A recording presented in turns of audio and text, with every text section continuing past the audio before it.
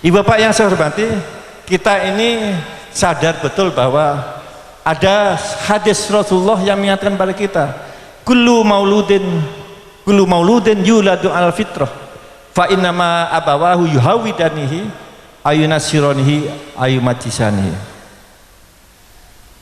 Setiap anak itu, manusia, anak-anak kita dilahirkan itu fitrah, putih, bersih, suci,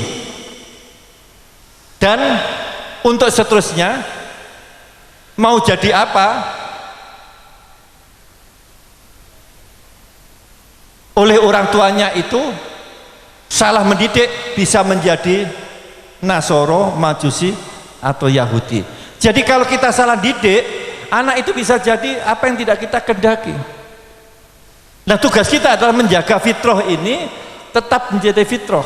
Karena itulah Idul Fitri ini kembali ke fitrah, kembali kepada lahir yang tadi. Secara tetap fitrah, suci. Walaupun tambah 1 tahun, gimana tetap suci? Ya kita didik. Tidak bisa anak itu seperti binatang. Anak itu manusia, bukan binatang, bukan tumbuh-tumbuhan. Apa bedanya? Tumbuh-tumbuhan itu bisa hidup, punya insting. Manusia juga sama, tapi menjadi beda manusia dan binatang itu karena punya nafsu. Binatang punya nafsu, punya insting, ya, sama dengan. Tapi yang menjadi berbeda manusia dengan binatang, binatang itu punya akal kecil, tapi tidak sebagus akalnya manusia. Tapi akal yang sebenarnya itu adalah yang dimiliki oleh manusia. Karena akal sebenarnya harus menyangkut pada kolbun, tidak semata-mata otak. Kalau yang soal otak, kalau bicara soal pikiran, binatang itu punya pikiran. Cuma karena tidak ada kolbun, maka bisa dikatakan tidak bisa memiliki otak yang sebenarnya, pikiran yang sebenarnya dikehendaki oleh Allah.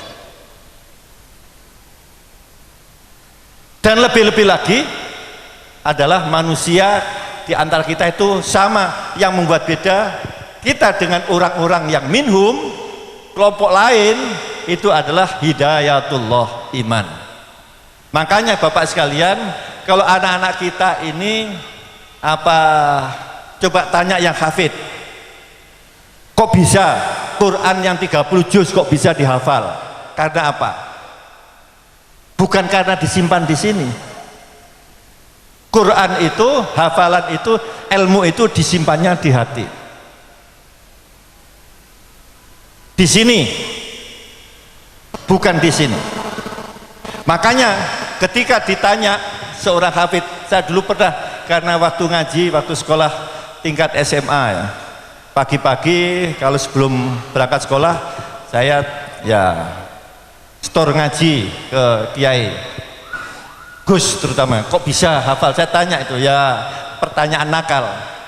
Ilmu itu milik Allah, dan kalau kita mau minta, jangan minta kepada guru atau siapa, mintalah kepada Allah. Karena itulah kita kalau sedang lupa, bertanyalah, mintalah kepada Allah.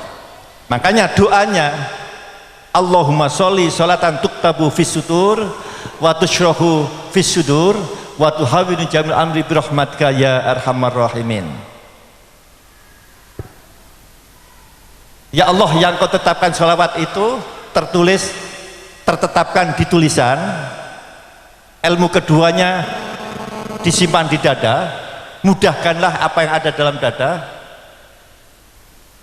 dan selesaikanlah masalahnya, segala persoalan itu dengan rahmatmu. Jadi nampaknya ilmu itu kalau tidak di kitab, ada di dada, di hati ini.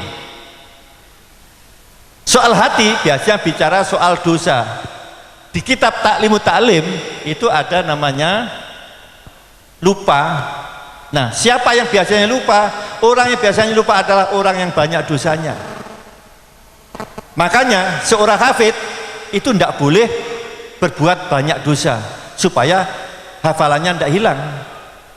Jadi kalau anak-anak itu mau setia hafalannya, maka dia harus diberi makanan dengan makanan yang halal, ya.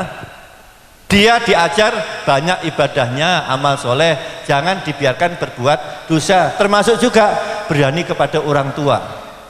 Kalau anak-anak itu biasa berbuat dosa, apa cirinya orang berdosa itu?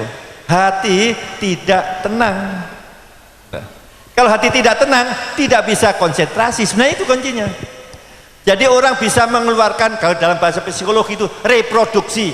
Kita menyimpan, ya, menyimpan informasi ke otak, kita reproduksi lagi, itu mengingat. Lah mengingat itu harus konsentrasi. Kalau tidak konsentrasi nggak bisa. Nah, orang yang bisa konsentrasi adalah orang yang tidak banyak dosa. Nah, jangan bikin-bikin masalah. Kalau tidak banyak dosa, itu dalam bahasa psikologi kadang-kadang psikosomatis. Bahkan sampai bisa sakit gitu. Tapi yang jelas kalau hati tidak tenang itu biasanya mempengaruhi konsentrasi. Saya dulu waktu itu tak praktekkan betul. Kalau sudah lupa itu saya hafalkan betul. Saya tidak mengingatkan yang saya hafalkan itu, saya amalkan, keluar itu dengan sendirinya. Jadi waktu jawab itu enak saja. Makanya ini perlu sekali anak-anak dibekali supaya apa?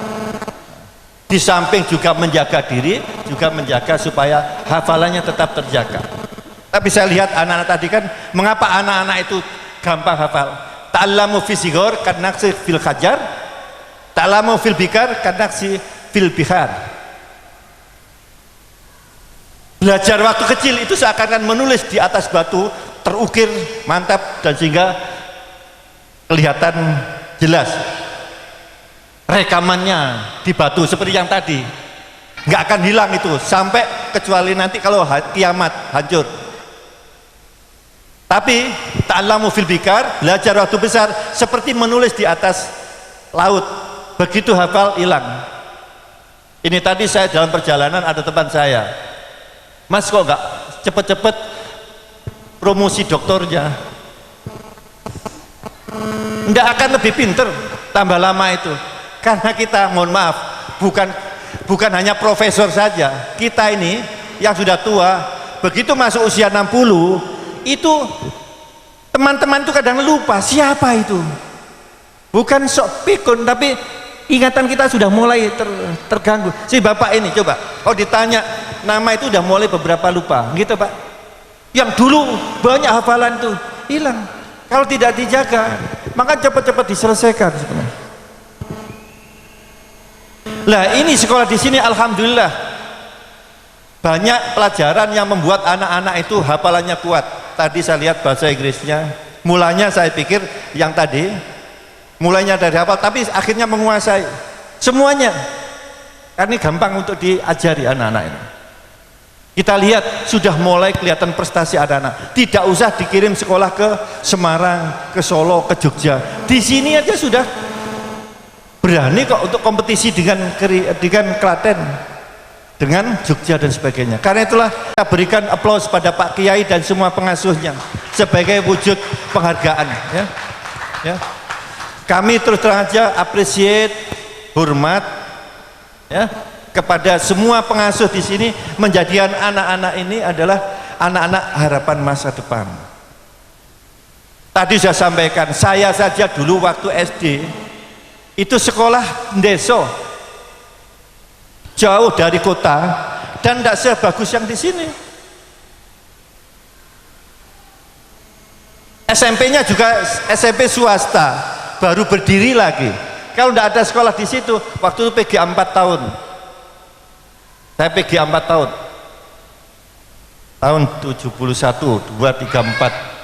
1, 2, 3, 2, 3, 4, 5. Tahun 75 saya selesai. 76, 77 PGA 6 tahun. Terus kok. Dan saya sekolah PGA 6 tahun dan sekolah asal sekolah. Alhamdulillah bisa jadi dokter, bisa profesor dan juga bisa rektor lagi. Ya. Masuk anak-anak yang hebat-hebat begini nanti nggak jadi apa-apa. Jangan, Bapak sekalian. Saya doakan, ya, sekarang saja sudah bisa semua, tidak ada terkecuali satupun, ya, tanpa memandang bapak ibu siapapun. Bapak saya itu apa istilahnya, buruh sawah. Jadi mungkin kalau toh di sini ada yang merasa mungkin selevel yang paling rendah di sini, kalau itu yang ada yang paling, itulah bapak saya. Bisa saya menjadi besar ini? Tentu bapak ibu sekalian, ini adalah pandai-pandainya orang tua bagaimana membimbing. Karena itulah kami pesan, jangan berhenti sampai dikitipkan di sini atau menghentikan nanti sekolah itu sampai tertentu saja. Teruskan sampai kuliah, sampai master, sampai doktor. Saya itu berhenti sampai master, belum pernah berhenti. Baru doktor itu lewat berapa tahun baru mau doktor lagi. Ya karena sudah berkeluarga, keluarga harus jalan. Tapi artinya sekolah harus diutamakan. Karena apa? Allah sudah menjanjikan, a'udzubillahi minasyaitonirrajim, yarfa'illahu alladhina amanu minkum wa utul ilma darajat.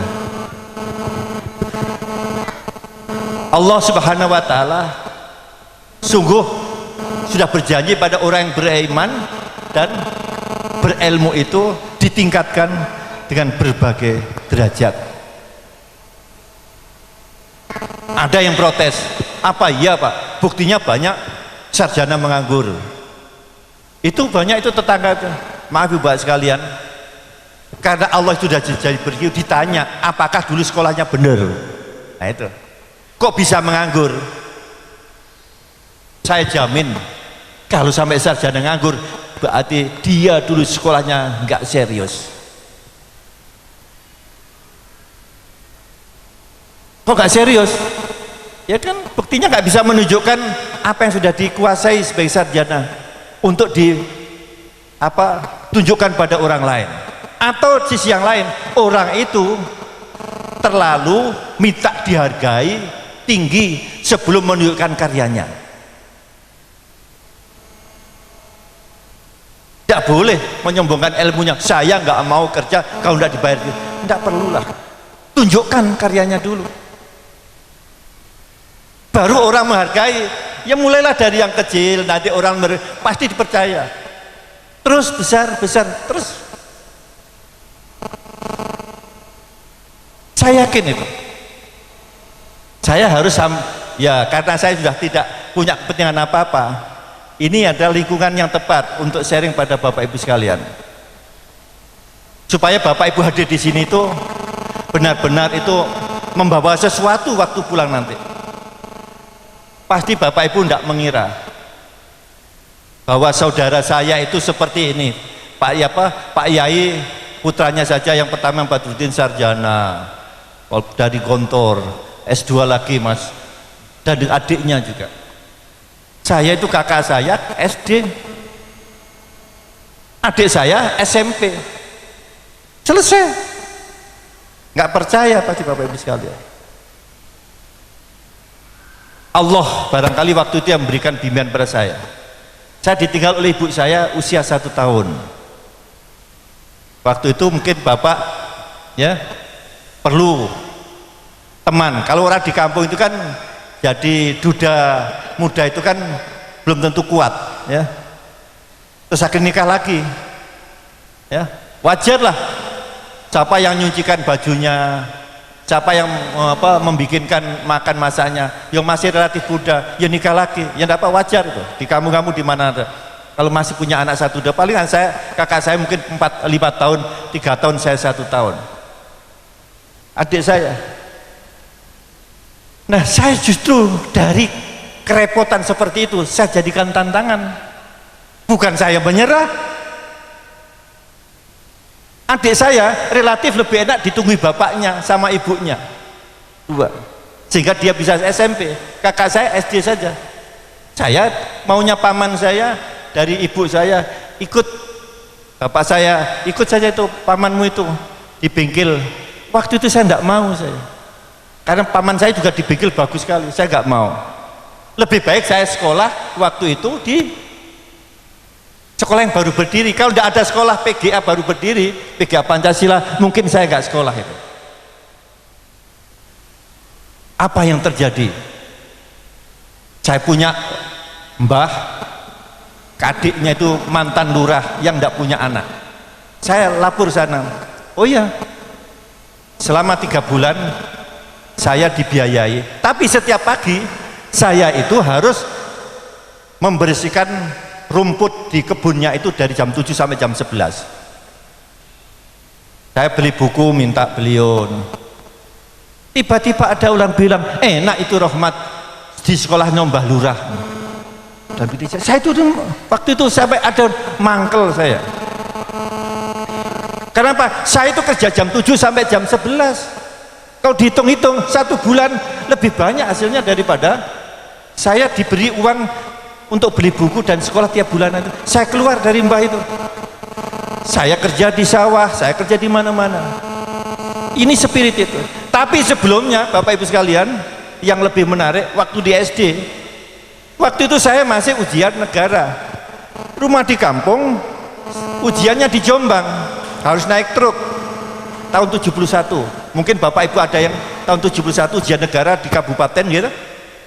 Nggih Pak Yai, jenengan masih menangin itu, pasti menang. Di kabupaten, tidak di sekolahnya. Baru tahun 73 itu sekolah, ujian di sekolah.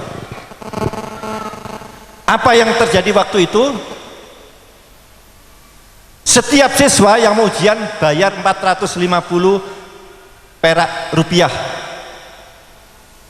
Karena saya ketua kelas, siapa Pak Ibu wali kelas bebaskan, Mat kowe nggak usah bayar, mergo wis apa ngumpulkan ini. Sebentar Bu, saya tak tanya Bapak bisa bayarkan nggak? Saya sudah merasa malu, walaupun sekarang mohon maaf, saya yakin sama ya, kalau jadi apa orang yang bisa mengumpulkan jamaah umroh 20 dapat bebas 1 gitu, atau 30 dapat bebas 1 atau berapa, atau 10 dapat bebas 1. Saya sebenarnya sah saja saya terima, tapi saya tanya Bapak, lho nek kowe minta apa njaluk duit 450 kanggo bayar ngonen kebo iki petang wulan sampai ujian, apa Bu yang saya ambil itu tawaran Bapak. Coba, saya tidak mau diberi cuma-cuma oleh guru saya, jadi saya ke sawah setiap hari habis sekolah 4 bulan itu supaya saya dibayar oleh bapak saya 450. Jadi pertama, wah enak teman-teman pulang sekolah apa bisa main kelereng, bisa main layang-layang, bisa main macam-macam. Kalau habis sekolah jam 1, jam 12 kan pulang main-main sama temannya. Saya jam 2 sudah berangkat ke sawah bawa kerbau 2. Nah, sampai di sawah pusing saya, kerbau itu dibawa kemana-mana, kerbau kemana-mana kadang-kadang rusak tempat tetangga dan sebagainya. Ini gimana caranya? Kalau beginian pusing saya. Besok saya minta bapak saya belikan tampar itu 15 meter 2 kali, ngikat itu saya taruh di tempat yang banyak rumputnya, nanti kalau habis nanti tak pindah ke tempat yang lainnya, tak tinggal berteduh di bawah pohon kelor ya, belajar setiap hari. Jadi saya hafal surat Yasin, surat apa Ar-Rahman, Al-Waqiah itu kelas SD kelas 6. Ngapalkan tuh sambil belajar untuk besok. Apa yang terjadi? Saat itulah saya punya prinsip sambil kerja belajar. Saya pulang jam 5 sore, jam setengah 6 menjelang maghrib itu sudah bawa kerbau pulang. Setiap 4 bulan saya jalan. Dan alhamdulillah pagi itu kalau sekolah pasti saya lebih siap daripada teman-teman. Kenapa? Di sawah setiap hari saya itu belajar, bawa buku. Makanya kemarin itu ada cerita, Rohmat itu kalau ke sawah itu selalu bawa buku. Angon kebo itu bawa buku. Lah apa ya? Daripada saya nganggur berteduh, kan lebih baik saya belajar. Apa yang saya dapatkan di situ saja saya sudah punya motivasi. Bagaimana saya bisa keluar dari kemiskinan itu? Loh masih kecil loh Pak. Ini real, ini bukan fiktif, ini the fact. Saya jalani. Dari tahun ke tahun itulah semangat saya sampai saya S1, S2 belajar terus. Karena itulah suatu saat saya masuk Jogja, ya, saya masuk Jogja, ketemu satu artikel seorang Nobel. Apa yang dikatakan di sana? Ada saat-saat tertentu 10 tahun berturut-turut itu kalau tidak diselamatkan habis kita, tidak jadi apa-apa, masa produktif. Tapi kalau kita selamatkan tanpa memandang anaknya orang kaya atau tidak, selamat. Itulah saat itu tahun 84 itu usia SMA, kelas 1, kelas 2, kelas 3. Jadi kalau dari kelas 1, 2, 3 ditambah 7 tahun kuliah itu tidak selamat, maka kita tidak punya bekal untuk terjun di masyarakat. Apakah itu bisa biaya sendiri maupun dengan pinjam dulu baru nanti saat sarjana dapat mengganti. Alhamdulillah tahun 80 ada KMI itu persis, saya kekurangan dana, ada pinjaman kredit itu dibayar setelah selesai sarjana. Jadi apa ibu bapak sekalian, sebenarnya anak-anak itu kondisi apapun orang tuanya nggak jadi masalah, bahkan usia 16 sampai usia 20 tahun saat itu. Kalau sekarang usia SMP, coba anak-anak SMP sudah berani-beraninya pacaran, tembak-nembak, kelas 3, kelas 2 gitu. Nah ini ustadznya ini udah ngonangi berkali-kali itu, SMP itu udah nembak, ngelirik yang ketok klemis itu, pasti yang cowoknya itu udah kepingin. Ya betul, siapa itu? Ada ya? Belum. Oh, kalau sekolah sini nggak ada. Oh ini baik-baik sini ya. Tapi kalau di SMP di luar itu ya, yang liar itu saya yakin sudah ada itu. Kalau di sini alhamdulillah karena ustadz aja baik. Ya inilah bapak ibu, coba anak-anak kan enggak kenal itu apa yang saya maksud itu ya, karena lingkungan ini terjaga dengan baik. Coba di SMP negeri yang agak kurang terjaga, SMP swasta, anak-anak itu sudah agak mulai keluar dari apa ya, mestinya pakemnya anak remaja itu. Dan itu kalau di kelas 2 bayangkan, walaupun bapaknya itu doktor, bapaknya profesor, bupati atau camat apapun, kalau anak usia itu tidak terselamatkan, habis itu ya. Dulu pernah di Jawa Barat itu anaknya wakil gubernur tahun berapa itu, apa yang terjadi? Menggunakan obat di rumah dinas. Coba apa yang terjadi? Ya habis tuh anak itu, tidak mau tahu bapaknya jadi pejabat atau apa. Tapi kalau anaknya itu tidak